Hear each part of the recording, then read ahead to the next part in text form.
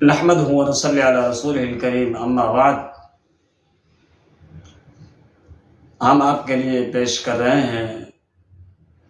سعودی فتاوی committee کے فتاوی جات۔ اسی سلسلے کو مزید بڑھاتے ہوئے ایک سوال آپ کی خدمت میں پیش کرتے ہیں۔ شیخ ابن باز رحمہ اللہ سے سوال کیا جا رہا ہے کہ میں حالت جنابت میں تھا اور سورج نکلنے کا وقت قریب تھا جب میں بیدار ہوا۔ اگر غسل شروع کر دیتا تو سورج طلوع ہو جاتا، سورج نکل جاتا، تو میں نے اس حالت میں تیمم کے ساتھ نماز ادا کر لی، یا اس کے حوالے سے یہ کہ میں غسل کر لیتا۔ اس سوال کے جواب میں مملکت سعودی عرب کے فتاوی کمیٹی کے ممبر شیخ عبداللہ ابن باز رحمہ اللہ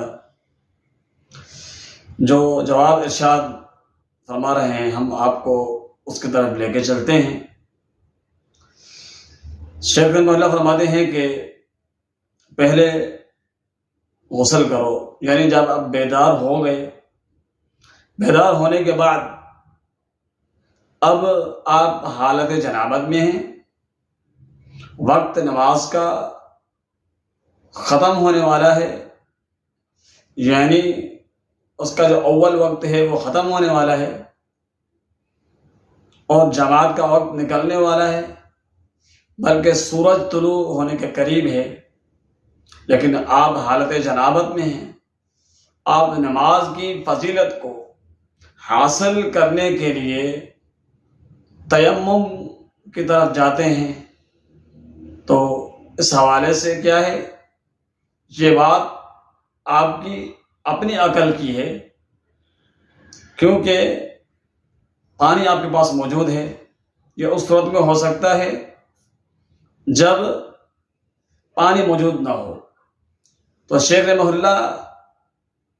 فرماتے ہیں کہ پہلے غسل کرو، غسل کرو، اپنی طہارت کو مکمل کرو، یعنی وقت نکل رہا ہے، آپ کو یہ بات نظر آ رہی ہے کہ وقت نکل جائے گا، میں غسل کروں گا، لیکن آپ نے پھر بھی غسل ہی کرنا ہے۔ نماز کا وقت نکل جاتا ہے، نکلنے دیں، آپ نے پہلے غسل ہی کرنا ہے، اپنی طہارت کو مکمل کرنا ہے۔ اپنی طہارت کو مکمل کرنے کے بعد نماز پڑھنی ہے۔ اس حالت میں، کیونکہ اس حالت میں تیمم جائز نہیں ہے،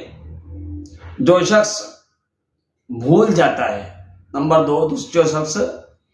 بھول جائے یا سویا ہوا ہو، یعنی وہ حالت جنابت میں تھا، وہ اٹھا اور بھول گیا کہ میں حالت جنابت میں ہوں، یا نیند کا غلبہ تھا اس کے اوپر اور وہ سویا رہا، تو اس شخص کے لیے یہ کہ اگر وہ جلدی میں نماز پڑھ لے تو اس کا کوئی کفارہ نہیں ہوتا ہے، اس کا کوئی کفارہ نہیں ہوتا ہے، کیونکہ ایسے شخص کے لیے پیغمبر علیہ الصلوۃ والسلام کی حدیث ثابت ہے۔ آپ علیہ الصلوۃ والسلام کی حدیث موجود ہے، فرمایا کہ من نام عن الصلاۃ او نسیها فلیصلیها اذا ذکرها لا کفارۃ لها الا ذلک۔ صحیح بخاری کے اندر یہ حدیث موجود ہے۔ آپ علیہ الصلوۃ والسلام نے فرمایا جو شخص نماز سے سو جائے یا بھول جائے اور جب اسے یاد آئے تو اس وقت اس نماز کو ادا کر لے، یہی اس کے لیے کفارہ ہے اس نماز کا۔ یہ بات معلوم ہے، یہ بات بھی معلوم ہے کہ طہارت کے بغیر نماز قبول نہیں ہوتی، طہارت کے بغیر نماز قبول نہیں ہوتی۔ کیوں کہ نبی کریم صلی اللہ علیہ وسلم نے ارشاد فرمایا کہ لا تقبل صلاۃ بغیر طہور، یعنی یہ بخاری صحیح مسلم کی حدیث ہے یہ بھی، کہ طہارت کے بغیر نماز قابل قبول نہیں ہے، نماز قبول نہیں ہوتی۔ لیکن معاملہ کیا ہے کہ آپ حالت جنابت میں ہیں، آپ اٹھے، وقت نماز کا ہو گیا، آپ نے غسل نہیں کیا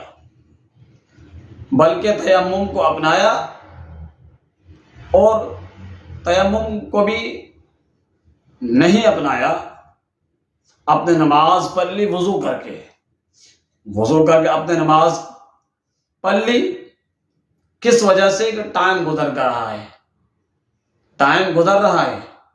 یہ بات شریعت کے خلاف ہے۔ کیوں؟ کہ شریعت کے اندر کیا ہے؟ عبادت کے لیے پاک ہونا، خصوصاً نماز کے لیے تو پاک ہونا انتہائی ضروری ہے، معنی فرض ہے۔ تو اس کے لیے آپ نے طہارت کو اختیار نہیں کیا، بغیر طہارت کے آپ نے نماز کے وقت کے چلے جانے سے بچنے کے لیے آپ نے نماز ادا کی، بغیر غسل کیے آپ نے صرف وضو پر اتفاق کیا، حالانکہ آپ وہ حالت جنابت کے اندر تھے۔ آپ نے نماز کے وقت کو پانے کے لیے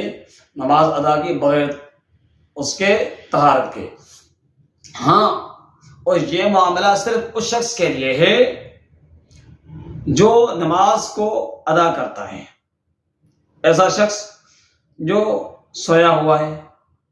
یعنی جو شخص نماز سے سو جائے، یعنی وہ نیند آ گئی، نیند کا غلبہ ہو گیا، سو گیا، اچانک اس کی آنکھ کھلی، وہ حالت طہارت کے اندر ہے، اچانک اس کی آنکھ کھلی۔ اب جیسے اس کی آنکھ کھلی تو اس حالت کے اندر، کیونکہ نبی صلی اللہ علیہ وسلم کی ایک حدیث ہے، آپ نے فرمایا کہ سورج کے طلوع ہوتے وقت، یعنی کوئی شخص سو گیا اور وہ ایسے وقت میں اٹھا کہ سورج طلوع ہونے کے بالکل ہی قریب تھا، یعنی اس کی کنڈیشن ایسی تھی کہ وہ آدھا زمین سے نکل ہی رہا تھا کہ اس شخص نے فجر کی نماز کی ایک رکعت پڑھ لی۔ پیغمبر علیہ السلام نے فرمایا کہ اس کو چاہیے کہ وہ اپنی نماز کو پورا کرے۔ اور دوسری حدیث، اسی حدیث کا دوسرا حصہ نماز عصر کے حوالے سے، ایک شخص معذور ہے، یعنی اس کو کوئی عذر ہے، سویا ہوا ہے یا کوئی اور کسی ایسے مصروفیات کے اندر ہے کہ اس کو وقت نہیں ملا، اس وقت اس کو ملا کہ جب نماز کا ٹائم بالکل ہی ختم ہونے والا تھا، یعنی سورج بالکل غروب ہونے کے قریب ہے یا غروب ہونا شروع ہو چکا ہے۔ پیغمبر علیہ السلام کی حدیث سے آپ نے فرمایا کہ کوئی شخص اس وقت بھی نماز عصر کو پا لیتا ہے تو اس کی ایک رکعت پا لیتا ہے، تو اس کو چاہیے کہ وہ نماز عصر کو پورا کرے۔ یعنی ان کنڈیشنوں میں صرف ایسے شخص کو اجازت ہے کہ وہ نماز پڑھنے میں جلدی کر سکتا ہے، جو شخص سویا ہوا ہو، نماز کے وقت پر اس کو معلوم نہیں ہے یا وہ بھول جائے، جب اسے یاد آئے اس وقت نماز کو پڑھ لے۔ باقی جو شخص حالت طہارت کے اندر نہیں ہے، اس کو معلوم بھی ہے کہ میں حالت طہارت میں نہیں ہوں، پاک نہیں ہوں، پھر بھی وہ نماز کے وقت کے نکل جانے کو یعنی سوچتا ہے، اور اس کو یہ کہتا ہے، یہ سوچ کر وہ نماز کو ادا کر لیتا ہے کہ میرا وقت نکل جائے گا نماز کا، تو لہذا یہ اس کی کم علمی کہلائی جائے گی۔ کیوں کہ نماز کے لیے طہارت کا ہونا بہت ہی ضروری ہے، جو کہ حدیث آپ نے سن لی۔ ہاں، نمبر 3 کہ تیمم کون کر سکتا ہے، وہ بھی اس حدیث اس فتویٰ کے تیسرے حصے کے اندر یہ موجود ہے۔ جس شخص کے پاس پانی موجود نہ ہو، تیمم صرف وہی شخص کر سکتا ہے، یعنی جس کے پاس پانی موجود ہو اور پانی استعمال کرنے کی وہ شخص طاقت رکھتا ہے تو اسے تیمم نہیں کرنا ہوگا۔ ہاں، جس کے پاس پانی موجود نہیں ہے اور پانی موجود ہے لیکن پانی استعمال کرنے کی طاقت نہیں رکھتا، مانا کسی ایسے مرض کے اندر مبتلا ہے کہ پانی کا استعمال کرنا ممنوع ہے، تو اس حالت میں اللہ تبارک و تعالی نے ارشاد فرمایا کہ فَلَمْ تَجِدُوا مَاءً فَتَيَمَّمُوا صَعِيدًا طَيِّبًا فَامْسَحُوا بِوُجُوهِكُمْ وَأَيْدِيكُمْ مِنْهُ، یعنی تمہیں پانی نہیں ملے، نمبر 1 تمہیں پانی نہیں ملے تو اس صورت میں آپ نے فرمایا کہ پاک مٹی کے، اللہ تعالیٰ نے فرمایا کہ آپ پاک مٹی سے تیمم کریں۔ کیسے؟ فَامْسَحُوا بِوُجُوهِكُمْ وَأَيْدِيكُمْ، یعنی مسح کریں اپنے چہرے کا اور اپنے ہاتھوں کا پاک مٹی کے ذریعے، یعنی پاک مٹی زمین پہ آپ دونوں ہاتھوں کو ماریں اور اپنی ہتھیلیوں پر گھمائیں، اس کے بعد چہرے پر آپ گھمائیں، یہ آپ کا تیمم ہو جائے گا۔ یہ اس صورت میں تیمم جائز ہے کہ آپ کو پانی میسر نہیں ہے۔ اور نمبر 2 بیماری والا جو مسئلہ ہے، حدیث کے اندر آتا ہے کہ ایک صحابی رسول تھے جن کو سر کے اندر زخم تھا، صحابہ کرام وہ حالت جنابت میں ہو گیا، اب اس پہ غسل واجب ہے، اس نے صحابہ کرام سے مسئلہ معلوم کیا، صحابہ کرام نے اسے فرمایا کہ بھائی آپ نے ہر صورت میں غسل کرنا ہے، غسل کرنا ہے، کیونکہ صحابہ کرام کو تیمم کا مسئلہ معلوم نہیں تھا، تو انہوں نے، اس صحابی نے غسل کیا اور پانی ان کے اس زخم کو لگا اور اسی زخم کی وجہ سے اس صحابی کی موت واقع ہو گئی۔ اب آپ علیہ السلام کو جب پتہ چلا، نبی صلی اللہ علیہ وسلم نے صحابہ کرام پر ناراضگی کا اظہار کیا اور تنبیہ کی کہ آپ اس طرح، یعنی آپ نے تیمم کا طریقہ بتایا کہ آپ نے اس اپنے بھائی کو یہ طریقہ کیوں نہیں بتایا؟ معنی ان 2 وجوہات کی وجہ سے آپ تیمم کر سکتے ہیں، اس کے علاوہ تیمم کرنا بھی جائز نہیں ہے۔ ہاں یہ بات بھی واجب ہے کہ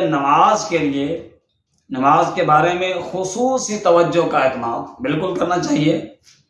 اس میں نماز کا حق ہے کہ اس کی طرف توجہ دی جائے اور اہتمام سے کام لیا جائے۔ ہاں، آپ نے اگر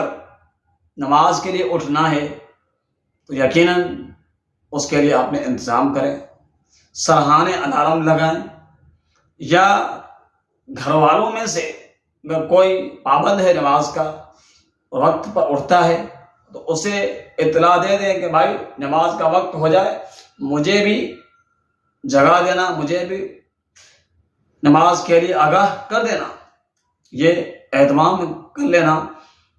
یہ کہ ہر نماز پڑھنے والے کے لیے ضروری ہے۔ اس کے علاوہ اس فریضے کو ہم مسلمان ہیں اور اس کو اچھے طریقے سے سمجھیں، یقیناً یہ ایک بہت بڑا اہم فریضہ ہے۔ اگر ہم اس کو صحیح معنی میں، نماز ہے ایک بہت بڑا اہم فریضہ ہے، اس کو صحیح معنی میں ادا کریں گے، یقیناً اللہ تعالی ہم تمام مسلمان کو، بھائیوں کو ان نماز کے معاملات میں یقیناً توجہ کی ہمیں توفیق دے، ان معاملات میں کہ ہم ان نمازوں کو وقت پر ادا کریں اور منافقوں کی جو صفت ہے کہ نماز سے پیچھے رہنا، وَإِذَا قَامُوا إِلَى الصَّلَاةِ قَامُوا كُسَالَىٰ، کہ نماز کے لیے جب بھی کھڑے ہوتے ہیں تنگی اور کاہلی کے ساتھ، سستی کے ساتھ کھڑے ہوتے ہیں۔ اللہ تعالی ہمیں اس تنگی سے اور اس سستی سے بچائے اور منافقوں کی صفات اپنے اندر سے دور کرنے کی اللہ تعالی ہمیں توفیق عطا فرمائے۔ قول قولی ھذا استغفر اللہ لی ولکم وآخر دعوانا ان الحمد للہ رب العالمین۔